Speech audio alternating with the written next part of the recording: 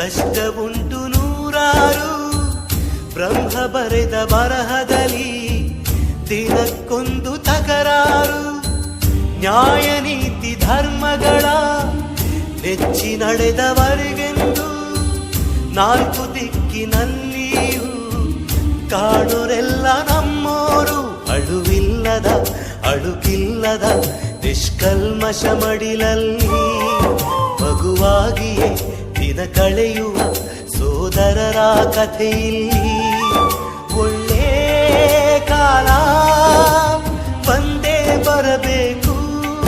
ಅಲ್ಲಿವರೆಗೂ ನಂಬಿಕೆ ಹೆಸರಲ್ಲಿ ನಗುತ್ತಿರಬೇಕು. ನಿನ್ನೆಗಳ ನೆನಪುಗಳೇ ನಾಳೆಯ ಭರವಸೆಯೋ.